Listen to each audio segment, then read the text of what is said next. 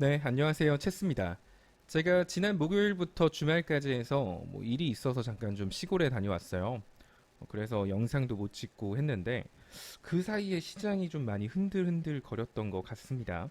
일단 전체적으로 시장 한번 쭉 잡아 드릴 거고 어떤 섹터들 눈여겨보면 좋을지 이런 것도 얘기를 해드릴게요.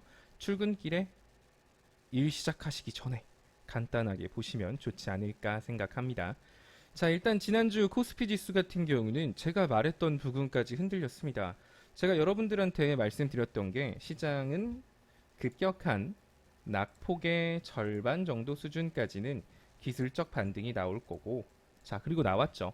60일선 한번 찍어줬으면 더 좋았을 것 같아요. 아마 이거 딱 찍었으면은 하이닉스 같은 경우도 딱 11만 원 찍었을 텐데 몇 호가, 세 호가 부족했잖아요, 하이닉스가. 이 세 호가 자리가 한 요만큼 지수라고 생각을 하시면 됩니다. 자, 급격한 낙폭의 절반까지 기술적 반등은 나왔어요. 근데 제가 여러분들한테 계속 말씀드렸던 건 시장은 기술적 반등은 나올 수 있어도 지금 상승할 만한 근거가 되게 부족한 시장이라서 과거처럼 전고점 뚫고 미친 듯이 우상향하는 시장이 나올 가능성은 굉장히 적고 운이 좋아봐야 박스권이다라고 말씀을 드렸습니다. 그리고 이제 하락 추세까지도 염두에 둬야 된다라고 말씀을 드렸는데 자, 박스권 장세로 갔으면 더 좋았을 텐데 일단 모습은 하락 추세인 모습이에요. 아직 완벽하게 하락 추세다라고 말하기는 좀 애매하지만 일단 최근에 급격한 낙폭의 절반까지 기술적 반등이 나올 때 이때 반등에서도 좀 급격한 상승폭을 보여줬잖아요. 그러니까 이 급격한 상승폭의 절반 정도 수준까지 일단 시장은 조정을 준 겁니다. 자, 여기까지는 사실 불안하다. 하락 추세로 완전히 전환했나? 라고 확답하기는 좀 일러요. 오늘 내일 시장이 좀 중요할 것 같은데 일단 딱 그 정도? 그래서 목요일날 시장이 좀 빠지긴 했지만 금요일날 바로 그 낙폭 절반 이 자리 회복해 3130선 중요하다고 말씀을 드렸는데 그 자리 얼추 회복한 모양새죠. 자, 지난주에 이렇게 시장이, 코스피 시장이 막 흔들리고 코스닥도 흔들렸던 이유는 우량주들 좀 여럿이 망가졌어요. 고장이 났죠. 자, 대표적으로 우리 개인들이 엄청나게 좋아하는 종목들, 카카오, 네이버, NC소프트, 아모레퍼시픽, 이거는 개인들이 그렇게 좋아하진 않죠. 자, 카카오랑 네이버 같은 경우는 다들 아시겠지만 그것 때문이었어요. 금융 플랫폼으로 그 온라인 플랫폼으로 금융상품을 막 비교해 주는 거 있잖아요. 이런 행위 자체가 광고가 아니라 이건 영업이다, 중개행위다라고 해서 이제 온라인 플랫폼의 제재가 시작됐다. 약간 요런 우려들. 그럼으로 인해서 3분기 실적이나 앞으로 성장성이 둔화될 것으로 예상이 된다. 이런 우려 때문에 빠졌죠. 그리고 NC소프트 같은 경우는 여러분들도 다 아시겠지만 블레이드 앤 소울. 야, 이거 게임 망할 것 같아. 3분기 실적 똥일 것 같다. 그리고 아모레퍼시픽 같은 경우도 자, 중국이 자꾸 이것저것 엔터나 이런 것들 규제를 하는데 화장품 사업 이것도 3분기 실적 똥일 것 같아. 이런 우려로 빠졌습니다. 자, 결과론적으로 지금 빠지고 있는 우량주들의 공통점이라고 한다면 3분기 실적이 잘 안 나올 것 같아. 라는 두려움 때문이죠. 3분기 혹은 그 이상 실적이 악화될 것 같아. 요런 두려움들 때문에 우량주들이 빠졌고요. 우량주들 낙폭이 굉장히 컸던 만큼 지수의 낙폭도 컸습니다.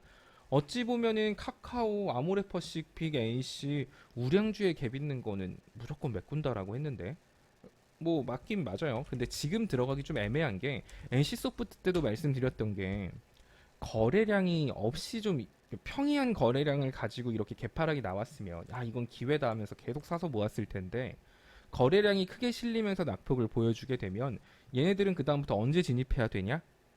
다 말씀드렸어요. 거래량 없이 횡보할 때 그때까지는 기다려야 돼요. 그 전까지는 계속 흔들 수 있거든요. 그래서 카카오 같은 경우도 야, 카카오의 윗갭이 두 개인데 이걸 참아? 라고 하기에는 지금 거래량이 실리면서 빠지고 있어서 카카오나 네이버를 눈여겨보시는 분들 같은 경우도 일단은 거래량이 좀 여전 평이한 거래량 수준으로 줄어들고 횡보할 때 들어가시는 게 좋을 거예요. 지금 최근에 아마 개인들이 엄청 샀을 거예요. 야, 카카오 이거 박앤세일이구나 이러면서 샀을 텐데 개인들이 그렇게 쉽게 돈 벌게 해줄 리가 없겠죠. 아래로 더 흔들 수도 있다라는 거. 그거 인지하시면 될 것 같습니다. 자, 어쨌든 핵심은 그거였습니다. 3분기 실적 혹은 실적에 대한 우려가 있는 종목군들 위주로 우량주들, 시장이 우량주들이 박살나면서 시장도 휘청했다. 시장의 상승 모멘텀이 없는 상황이기 때문에 개별 종목 실적이라도 잘 나올 것 같은 종목들로 자금이 이동하고 있다라는 거예요.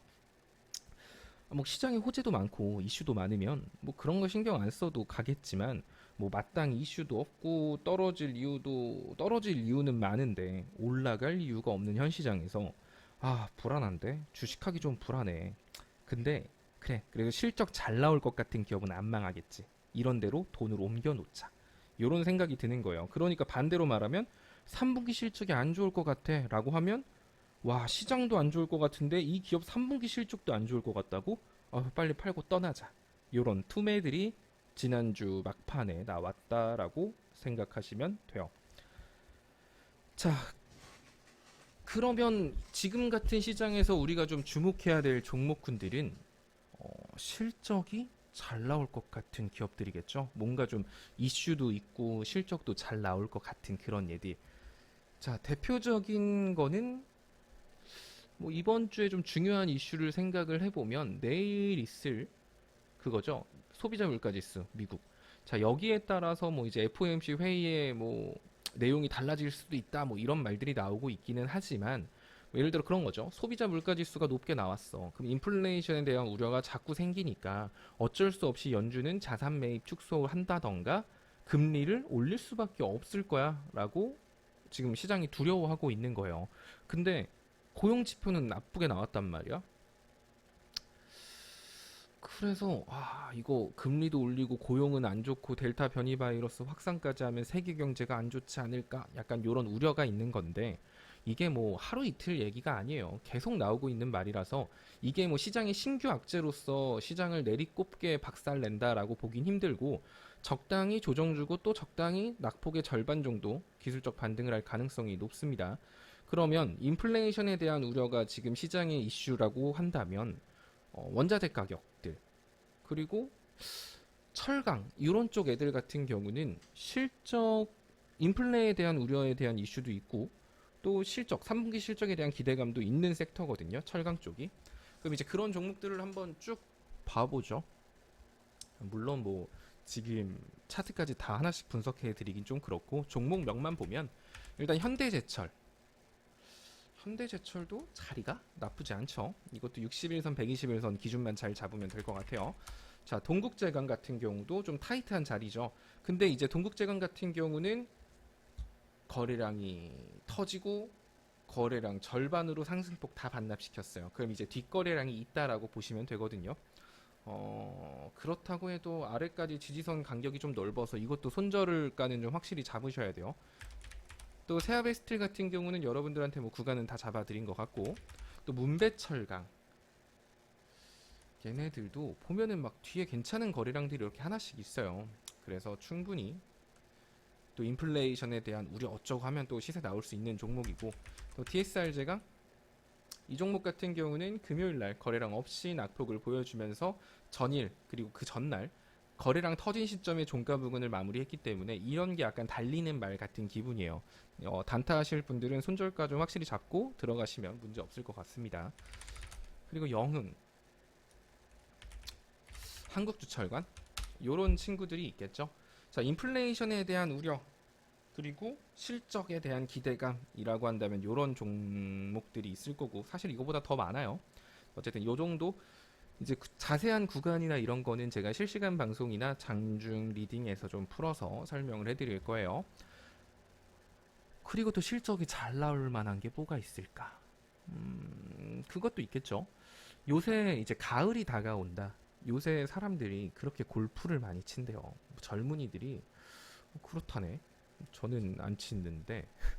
그래서 골프웨어, 의류 쪽 이런 것도 사실 실적이 3분기에 더 잘 나올 가능성이 커요. 2분기 때도 이미 잘 나왔습니다. 대표적으로는 크리스 FNC 같은 경우 일전 방송에서도 많이 설명을 해드렸던 종목이에요. 가을이 더 기대되는 종목이라고. 이런 종목 같은 경우도 3분기 시장은 안 좋아도 매출은 꾸준히 늘고 있는 만큼 3분기 실적은 좋지 않을까? 세계 경제, 시장 경제는 후퇴해도 얘네들은 실적이 잘 나오니까 성장하잖아. 그럼 이런 걸 사야 되나? 이런 식으로 해서 지금 금요일 날 움직임이 좀 나온 것 같습니다. 또 뭐 신성통상 같은 경우도 2분기에 굉장히 좋은 실적을 낸 상태이기 때문에 3분기도 기대하고 있죠. 그리고 코엘 패션 요것도 마찬가지고요. 코엘 패션 같은 경우도 뒤에 받쳐주고 있는 거래량이 많아서 사실 60일선 부근까지 떨어진다라고 해도 하나도 겁이 안 나는 종목. 막말로 7,000원까지 빠져도 자 여기까지 빠진다라고 했어요. 얘가 만약 시장이 박살나면서 막 이렇게 빠져 그럼 현가 대비 거의 10%가 빠지거든요. 그럼 아래에 그냥 7,000원까지 작정하고 나눠서 잡는다라고 하면 뒤에 받쳐주고 있는 거래량이 굉장히 커요.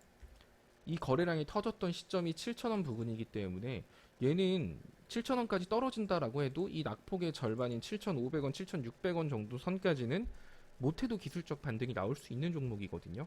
그래서 뭐 7,000원까지 나눠서 접근한다라고 하면 지지 않을 것 같은 종목입니다. 또 재무도 괜찮고 3분기 실적도 기대되는 종목이니까요.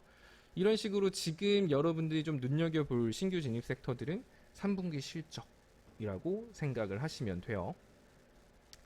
또 뭐 정치 테마주들 이런 것들도 있기는 한데 워낙 또 정치 테마주들 같은 경우는 위아래로 변동성이 크기 때문에 따로 제가 잡아드리진 않을 겁니다. 괜히 어설프게 들어가서 또 물려가지고 또 막 체스님 어떡하죠? 막 또 요러실 게 뻔하니까 뭐 장중 리딩에서 뭐 종목군들만 압축해서 알려드리는 정도 그렇게 진행을 할 겁니다. 자, 어찌 됐든 지금 시장이 하락하는 건 새로운 신규 악재가 등장해서 하락하는 건 아닙니다. 그러니까 너무 걱정하실 필요는 없어요. 시장이 정말 3천선까지 빠질 수도 있겠죠. 3천선까지 빠질 수도 있을 거예요. 막 이렇게 우하향 추세를 타면서 이렇게 뭐 우하향 추세를 타면서 3천선까지도 갈 수도 있겠지만 어찌됐든 이 급격한 낙폭의 절반 정도 수준까지는 똑같이 반등이 올 거예요. 이번처럼. 그러니까 이런 시장에 하락장이 찾아온다고 해도 여러분들이 정신만 바짝 차리고 영상도 좀 잘 보고 글도 좀 잘 읽고 하시면 무난무난하게 넘기실 수 있을 겁니다. 자, 다들 이번 주도 본업에서 화이팅 하시기 바랍니다.